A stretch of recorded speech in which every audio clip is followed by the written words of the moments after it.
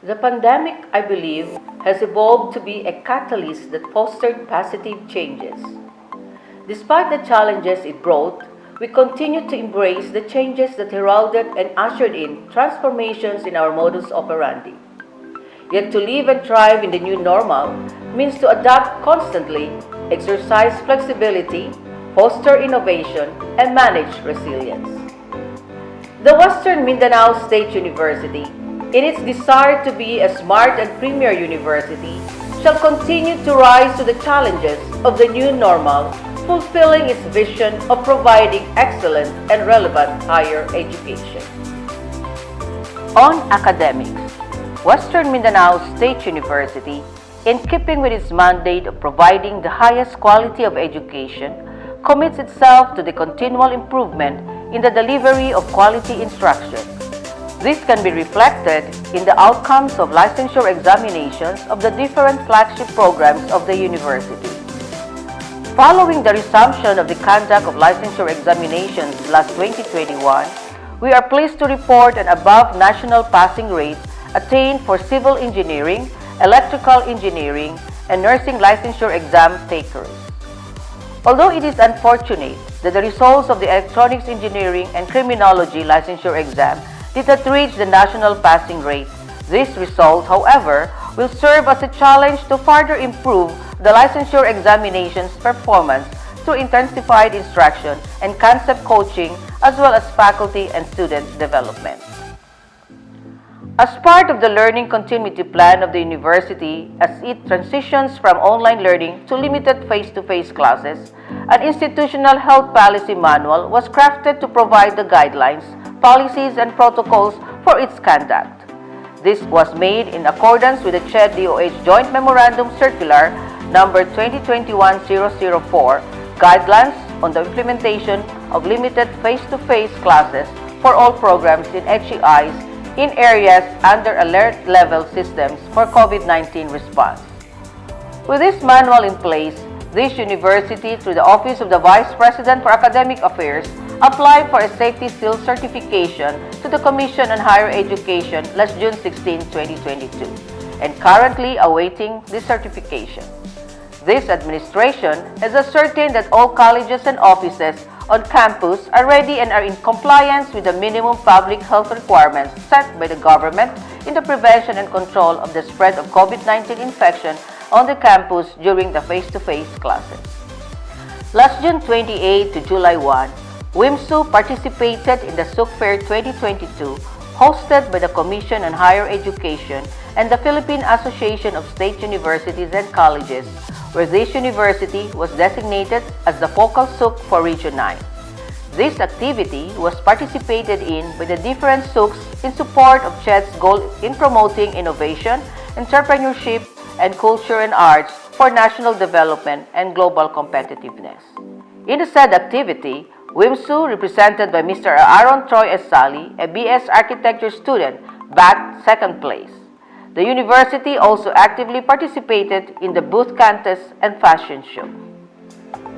On research, the 2 years into the pandemic have revealed the significant role of research and development not only in the health sector but also in higher education.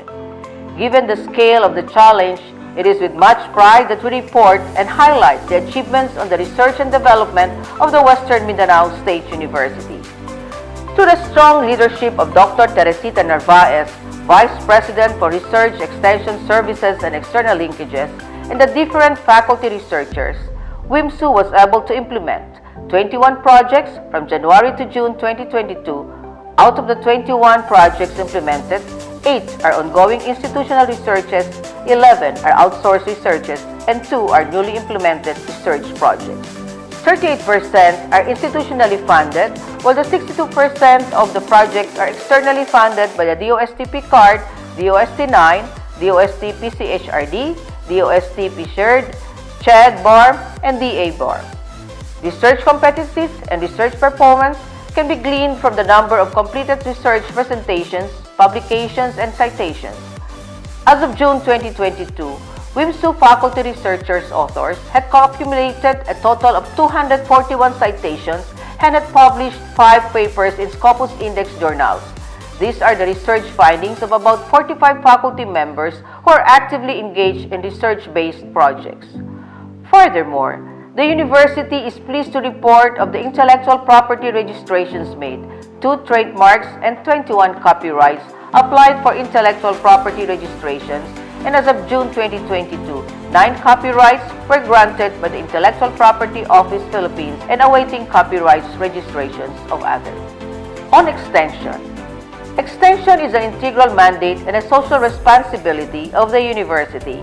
In keeping with its mandate, WIMSU has conducted extension programs and activities geared towards the delivery of services, transfer of mature technologies, and provision of knowledge with the goal of improving the quality of lives of people in the communities while simultaneously enhancing the institution's academic and research programs. This proactive mode of extension work is where the mature technologies generated through research are successfully transferred to the community. Such research-based generated technologies successfully transferred to 17 communities include the Zampa Native Chicken Project, Itik Pinas Project, Vermicast, mushroom, and vegetable production, as well as urban gardening. A variety of skills and livelihood trainings, including food processing, bread and pastry production, cookery, food processing, plumbing, practical electricity, ref and aircon repair, computer repair services, urban landscaping, basic healthcare services, and first responder training were also conducted with the goal of enhancing the community's skills in relation to various livelihood opportunities. All of these were successfully distributed to the different communities. As of June, the university has one standing externally funded extension project entitled Tabang Migasa, Technical Assistance for Barangay Advancement and Nutritional Growth in Sinunod. The Tabang Migasa is a DOST community empowerment through science and technology program extension project aimed at assisting the community of Sitio Migasa towards becoming a community that is both sustainable and resilient. Last July 18, the WIMSU College of Medicine also conducted a medical outreach to cater to the health and medical needs of the WIMSU employees and their direct dependents as part of the 118th WIMSU founding anniversary. Included in the medical services offered were general checkup, surgery consultation, eye checkup, dermatology, gastroenterology, pneumococcal vaccination, RBS and uric acid monitoring, and nutritional assessment and counseling. This activity catered to about 138 WIMSU employees and their direct dependents. This administration, along with other university officials, had a productive meeting with the Mayor of Aurora, Zamboanga del Sur, Engineer Silvado C. Zanoria, to discuss the plans and programs for WIMSU Aurora, as well as the development collaborations for the municipality. As part of an ongoing effort to improve the quality and delivery of tertiary education in our External Studies Unit. Additionally, a meeting was held in the Plan Zamboanga Sibugay with Mayor Eric Palma to discuss the possibility of external campus clustering. On external linkages, data is considered the most valuable asset of any institution, as it can have a significant impact on its performance and success. Smarter Philippines, through data analytics, research, development, training, and adoption, or SPARTA, a project funded by the Department of Science and Technology, was carried out by WIMSU and the Development Academy of the Philippines. This collaboration sought to upskill and reskill our teachers, students, and workforce in data science and analytics. Last January 7, a WIMSU DAP Sparta online roadshow on data science and data analytics was held virtually, and the project is currently ongoing. The Commission and Bank approved the partnership between CHED and the British Council to establish access and competitiveness through internationalization of higher education under the CMO established by SEB Resolution Number 14, Series of 2020. Currently, WIMSU is proud to have 2 master trainers, Ms. Clarice Paraguya and Ms. Justine K. Rohonan, both of whom are College of Liberal Arts faculty members and were trained by the British Council in collaboration with the University of Southampton. Dr. Mario Obra, Director for External Linkages and Focal Person of WIMSU ACT IHE, is in charge of this project. Asynchronous cascade training was also conducted for the first group in April and the second group in June. This project aimed to improve the quality of English as a medium of instruction in higher education institutions, thereby encouraging HEIs to become more globally competitive and to foster meaningful collaborations between global higher education institutions with diverse educational systems. With the goal of expanding the partnership for the UK-Philippines network of higher education, Dr. Maria Obra represented yours truly in the UK-Philippines Higher Education Partnership Celebration last June 8, 2022.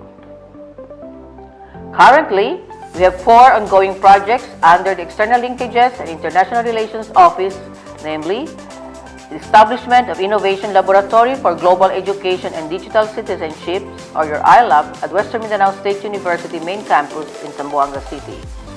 Number 2, the project on Fostering World-Class Philippine Universities project from the Commission on Higher Education International Relations staff. Number 3 is the Access and Competitiveness through Internationalization of Higher Education project. And number 4, the IHE Master Trainers courses. On ISO, in higher education, standardization is no more a question of choice but a requirement. Priority is given to enhancing the methods and quality of instructions delivery in order to meet the needs and expectations of our stakeholders.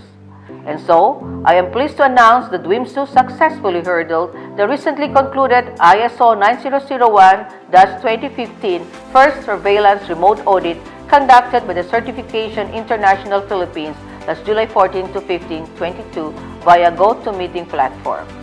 The objective of the audit was to evaluate the continued compliance and effectiveness of the WIMSU Quality Management System against ISO 9001-2015 for continued certification. This administration is delighted to report that all concerned units and offices satisfactorily passed the first surveillance remote audit. On scholarships, OJT local and abroad field trips. For the second semester of the academic year 2021-2022, the WIMSU Scholarship Office was able to acquire 14 scholarship grants from both private and public organizations as part of our ongoing efforts to assist and support students in pursuing higher education. We are pleased to report that there are 549 who graduated out of the total 2,108 scholars. 30% or 516 externally funded scholars and 9% or 33 WIMSU funded scholars were among the graduates of the 77th WIMSU commencement exercises held last May 26 and 27 for the WIMSU main campus and June 7 to 9 for the WIMSU External Studies Unit. This administration is also delighted to report on the continued medical scholarship grants provided by the BARM and the Dr. Parasabayan, as well as the Medical Scholarship and Return Service Program of the Commission on Higher Education for all deserving students of the College of Medicine. For the on-the-job trainings of our students, we have forged a memorandum of agreement with different institutions. Melham Construction Corporation for the Bachelor of Science in Electrical Engineering, the Philmico Foods Corporation for the Bachelor of Science in Agriculture and Bachelor of Agricultural Technology, Happy Campers Tour and Leisure for the Bachelor of Science in Hotel Management on the aspect of food training, and with Infinite Training Centers Incorporated for the assessment for the NC2 certificates of the BSHM students. We have also entered into an agreement with the Municipal Mayor of CI, Honorable Arvis M. Acosta, for the Bachelor of Arts in Political Science. On MOAs and MOUs. For universities to increase their impact and community involvement, it is necessary for them to establish strong collaborations with groups and individuals. As a method for addressing issues in higher education, partnerships and collaborations are created. In the second quarter of this year, WIMSU was successful in forming 9 partnerships with both private and public organizations and individuals. The most recent agreement is a Memorandum of Understanding between WIMSU and the Department of Social Welfare and Development that aims to improve and strengthen the delivery of services related to the administration and implementation of more comprehensive community-wide social development projects. Through the DNA Analysis Laboratory of the Natural Sciences Scientific Institute, UP Diliman, WIMSU and the University of the Philippines, Diliman, created a second MOU for research partnership. This alliance aims to conduct a scientific analysis of the Filipino genomic variants utilizing DNA markers from the Filipino Genomes Research Program's Population Genomics Research. Additionally, WIMSU entered into a partnership with the DOST-PCARD as the principal implementing agency for the Native Animal Sphere project, having direct supervision over 6 partnering organizations. WIMSU has entered into a partnership with Acer Philippines, and this partnership is a result of the good engagement with Acer Philippines Incorporated. And as such, this university was awarded a Platinum membership with all benefits deemed as a Platinum member, which includes sponsorships, digital literacy trainings, PR, one campus information kiosk powered by Acer, amongst many others. A Memorandum of Understanding between WIMSU and University of England and the Philippine Normal University was also inked last June for the teacher development in higher education, technical assistance for the Bangsamoro Ministry of Basic, Higher and Technical Education, teacher development in higher education. This partnership is geared towards promoting a climate of open exchange and cooperation in areas of mutual interest, particularly on the proposed activities of Education Pathways to Peace in Mindanao program. A contract of affiliation was also entered into by the WIMSU College of Nursing and the City Health Office on the training of our nursing students in the rural health units in the city. On contractual JO appointments, appointment of personnel with salary grade lower than 18. As part of our efforts to strengthen and expand, we are committed to providing our customers with the greatest possible level of service. This administration has always been in the forefront of improving the quality of our services through increased manpower. A total of 14 regular plantilla items were given to faculty and 11 for administrative personnel from March to June this year. From January to June 2022, this administration has appointed employees under the following status: 10 casuals, 303 under contract of service, and 49 employees under job order status. This administration also reports that 29 faculty members and 11 administrative personnel were appointed to ranks below salary grade 18. On capital outlay projects, as the university prepares itself to be a smart and premier university, the necessary upgrades in its infrastructure as well as the requirements are well underway. This administration is pleased to report that during the second quarter of this year, 3 completed infrastructure projects from the previous year were turned over to the university. These are the covered parking area, the repair and enhancement of cashier and registrar's queuing area, and the tiling of the information desk area at the administration building entrance. The status of IGPs. Increasing productivity is one of the university's primary functions. For the purpose of augmenting the university's budget to support institutional projects, additional revenue in the form of non-instruction related programs is generated and maintained. From January to June of this year, the Office of Resource Generation reported a net income of 28,298,753 pesos and 40 centavos from its income generating initiative. The University Food Service Center generated a net income of 676,979 pesos for its food catering services. The WIMSU University Press reported a net income of 2,742,608 pesos from its printing, photocopying, and binding services. The Language Development and Resource Center contributed a net income of 13,048,163 pesos. The College of Agriculture earned 700,904 pesos with a net income from its various agricultural products, and the Center for Continuing Education generated 659,594 pesos from the trainings and seminars conducted.